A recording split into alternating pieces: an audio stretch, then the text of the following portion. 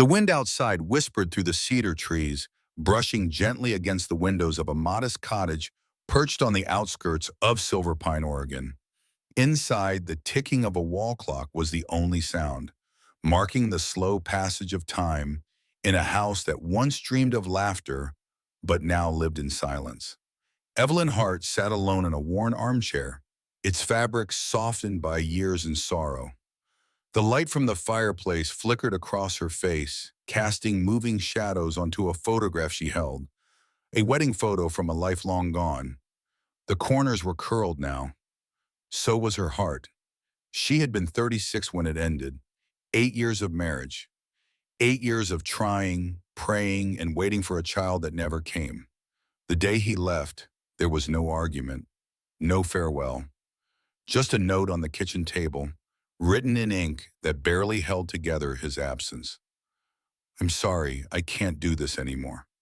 Evelyn had read those words again and again, not to understand them because she did, but to make sure they were real.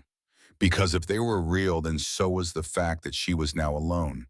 Not just alone, but childless, forgotten. A hollow echo where a family was supposed to be. Yet Evelyn was not the kind of woman who allowed grief to define her.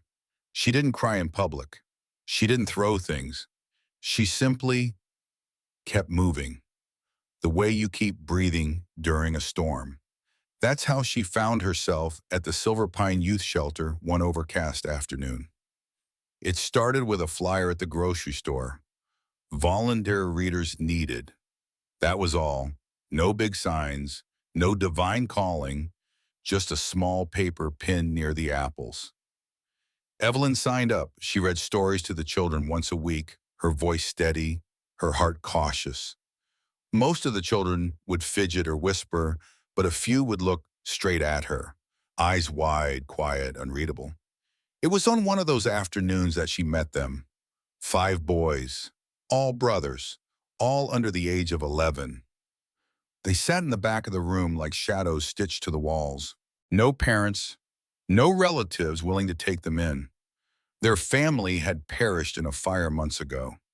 Now they were what the system quietly called a package deal. In other words, unadoptable. The oldest, Caleb, had eyes like stone, protective, guarded.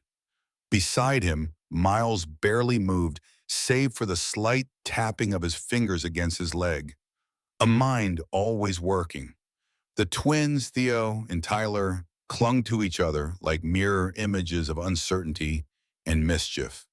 And the youngest, Eli, buried his face in a too big hoodie, silent except for the small tremor in his lip.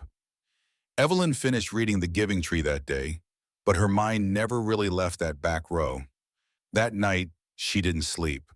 She walked around her house in circles, passing the empty guest room, the untouched nursery, the dinner table set for one.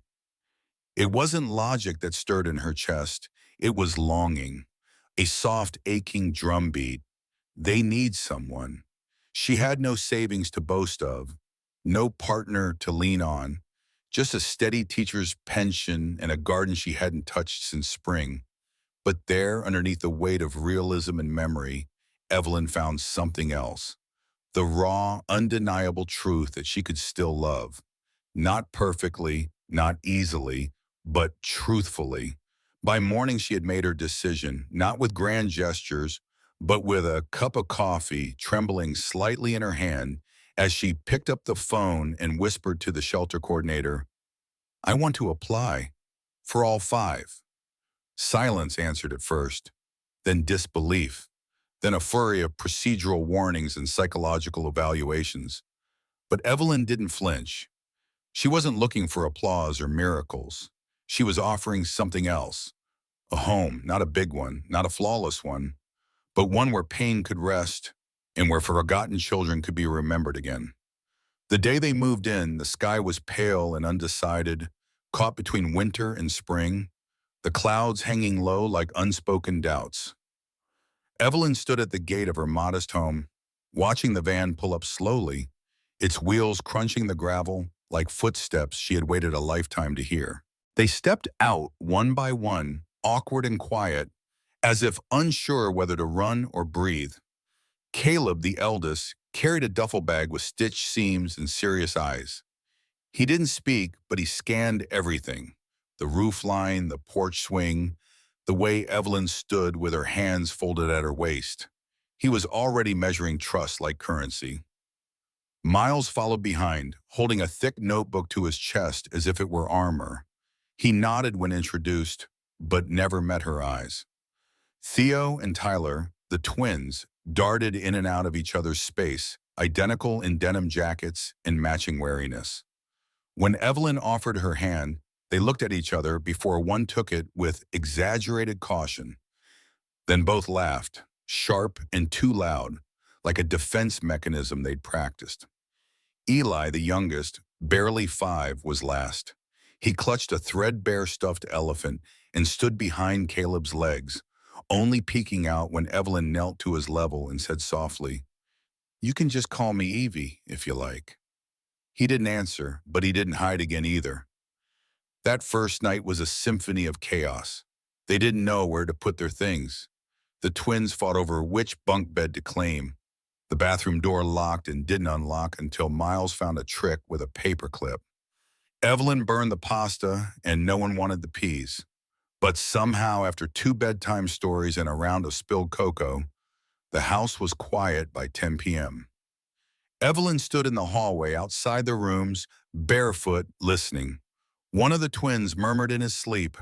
Eli's elephant dropped with a soft thud.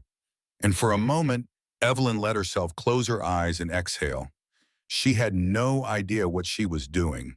Over the weeks, structure arrived in the shape of small rituals. Morning was always a chorus of missing socks and cereal bowls clinking. Evelyn learned to spread peanut butter on 4 sandwiches at a time. She taped a note to the fridge, "No shoes on the couch." It was ignored by day 3. Caleb volunteered to walk Eli to school, quietly watching over his little brother like a soldier on patrol. He didn't speak much, but when Evelyn forgot to refill the soap in the boys' bathroom, she found a sticky note on her pillow that read, "We need more." Miles had a habit of vanishing into corners, scribbling in his notebook. She never asked what he wrote. Only once did she catch a glimpse. Diagrams, numbers, and a sketch of her house with the words "Safe Zone" penciled in beside the chimney. The twins turned her living room into a mini jungle. Blankets became capes, laundry baskets turned into pirate ships. They drove her to the edge of madness daily, then melted her heart every evening when they lay their heads side by side and asked, in unison, "Can you sing that weird song again?" And Eli, soft-spoken, fragile Eli, took the longest. For 2 months, he didn't say a word. Not even to his brothers, but he watched. His wide brown eyes followed Evelyn everywhere, like he was waiting for the moment she would disappear like the others had. Then one snowy morning, as Evelyn handed out scarves at the door, he tugged at her sleeve and whispered just one word, "Home." Her heart cracked clean down the middle. She dropped to her knees and wrapped him in both arms. "Yes, sweetheart," she murmured, barely keeping her voice from trembling. "This is home." There were hard days, days when the bills stacked faster than her paychecks, when Theo brought home a black eye and refused to explain, when Miles had night terrors and locked himself in the closet. Evelyn cried quietly in the pantry so no one would hear, but each night she tucked them in, one by one, and said the same thing, "You're safe, you're wanted, you're mine." She didn't know it then, but those words, soft as they seemed, were building something greater than she could imagine. Not just trust, not just healing, but a family. By the 3rd year, the house had settled into its rhythm. Shoes at the door, music in the kitchen, socks forever vanishing without explanation. Evelyn's walls were covered with crayon masterpieces, report cards, and mismatched family photos, proof that something real had taken root. But love, no matter how tender, is not without friction. It began quietly, as most shifts do. Caleb turned 15 and started coming home late. He didn't lie, he just didn't explain. He said, "I'm fine," with a shrug that weighed more than words. Evelyn noticed new bruises on his knuckles, saw the way he stared too long at the fridge, but never took anything. Something in him had hardened, and no matter how softly she asked, he kept his doors, in his heart, shut. Miles, meanwhile, withdrew deeper into silence. He no longer shared his sketches or laughed when the twins tripped over their own feet. He stayed in his room, headphones on, eyes flicking across code on a screen Evelyn didn't understand. She tried to connect, offered tea, praise, and space. None of it reached him. He looked like a ma lost in a forest he had grown himself. The twins, Theo and Tyler, took the chaos to another level. They started skipping homework. One got suspended for hiding stink bombs in a locker. The other forged Evelyn's signature on a detention slip. When she confronted them, they grinned like it was a game. It wasn't. "I'm trying," Evelyn said one night after pulling them apart mid-fight, "but I need you to meet me halfway." Tyler rolled his eyes. "You're not our real mom." That sentence hung in the air like smoke. No one spoke for a beat too long. Then Theo muttered, "We didn't ask to be here anyway," and walked out. Evelyn stood there trembling, not with anger, but with grief. Grief for what they'd said, and for the tiny part of her that feared they were right. Only Eli, now 7, remained close. He was still small, still soft in his presence. But even he had changed. He stopped climbing into Evelyn's bed during thunderstorms. He asked questions about his birth parents, his old home, and the fire, and every time, Evelyn told him the truth. "They loved you," she said one night as they watched snow dust the yard. "But life was cruel. That doesn't mean love disappears." "Will you disappear?" he asked, voice barely above a breath. "No," Evelyn said, placing her hand over his. "Never." Then came the breaking point. A Saturday in February. Cold. Tense. Evelyn received a call from the school. Caleb had punched another student. Again, this time harder. She drove to the school in silence, her grip tight on the steering wheel, fear bubbling beneath her stern expression. When she picked him up, he didn't speak. Neither did she. But when they pulled into the driveway, Evelyn turned off the engine and looked at him. "Caleb," she said gently, "you're hurting." "I'm fine," he muttered. "You're not. I didn't ask for your help." "You didn't have to." He turned toward her then, eyes full of fire and something far deeper, shame. "You don't get it," he spat. "I'm not like them. I've seen things. Things I can't erase. I have to be strong. Because if I'm not, who protects them?" Evelyn swallowed hard. "You don't have to carry everything alone." "I do," he whispered, "because they're all I've got." She reached for his hand, but he pulled away and slammed the car door behind him. That night, he didn't come home. Hours passed, then a whole day. The other boys asked questions Evelyn couldn't answer. She called the police, the shelters, anyone who might know, nothing. Every sound outside made her bolt upright. Every shadow felt like a memory retracing itself. And then, 2 nights later, Caleb returned. Shoes muddy, eyes hollow, shoulders slumped. He didn't say where he'd gone. Evelyn didn't ask. She opened the door, stepped aside and whispered, "Dinner's still warm." He sat at the table like nothing had happened, but when she placed the plate in front of him, he murmured, "I'm sorry." Not for the punch, not for running, but for every wall he'd built between them. And Evelyn, voice steady, replied, "You're home." That winter left marks, not scars, but cracks. And it was through those cracks that something deeper grew.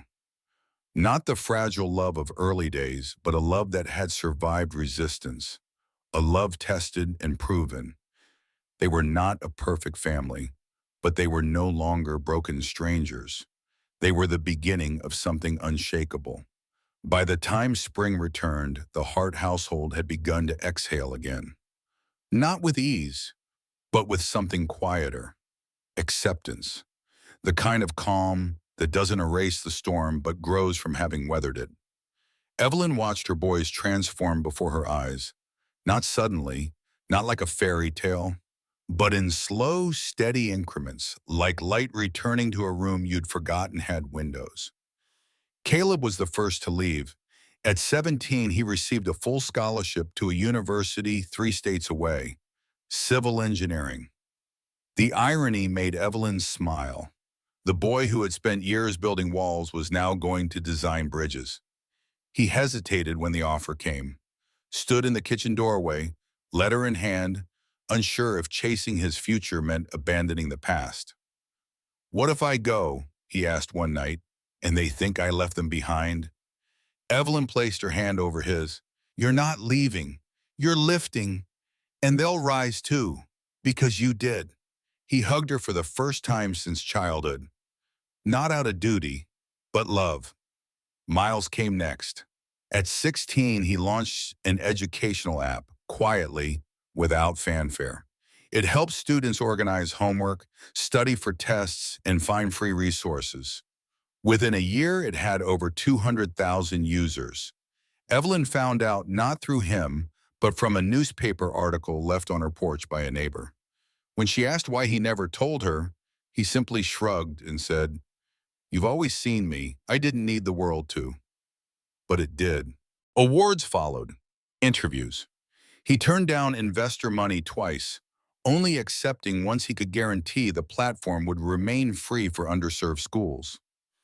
Beneath the hoodie and headphones, he had always been building something bigger than silence, a way to give others what he once lacked, a way forward.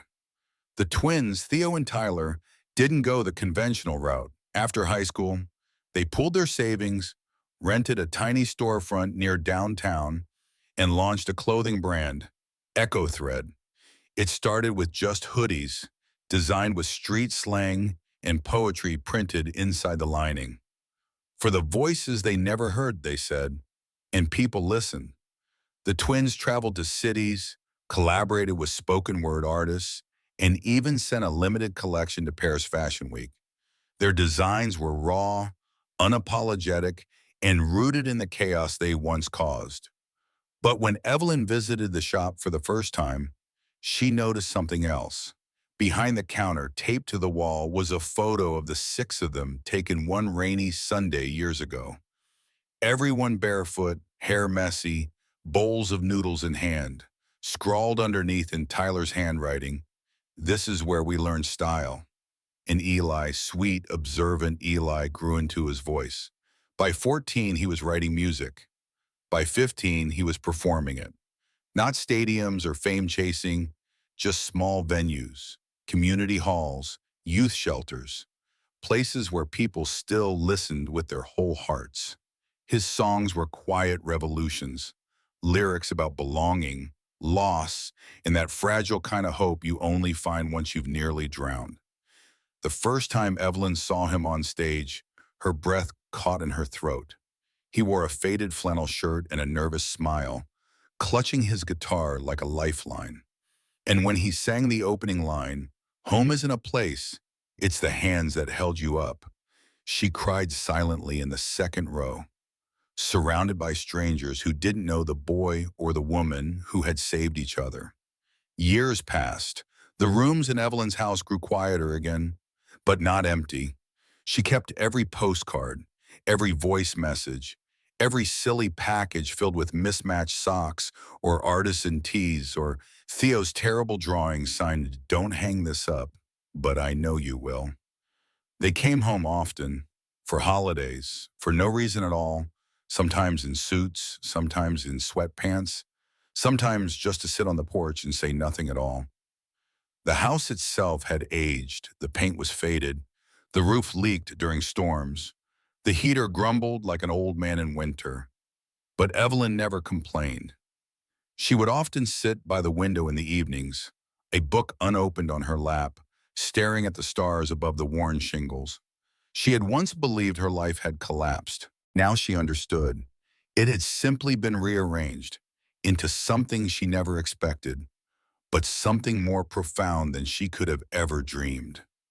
The morning of her 60th birthday began like any other. Evelyn woke early, made tea, and sat on the front porch wrapped in her favorite knitted shawl. The sky was pale blue, the garden quiet. She wasn't expecting a party. She'd told them not to make a fuss. Just a call, she had said. That's all I need. But as the clock struck 9, a black van pulled into the gravel driveway, and 5 grown men stepped out, each taller, broader, and somehow still the boys she once tucked in on stormy nights. They didn't speak at first, just smiled, just came closer. Eli was the first to hug her, arms tight, heart racing. "Happy birthday, Mama," he whispered. "We have something for you." Inside the van was not a cake or a bouquet. It was a folder, a silver key, and a framed blueprint of a house, her house, or rather, the one they had built for her, together. "We wanted to give you more than thanks," Caleb said. "We wanted to give you rest, a new beginning."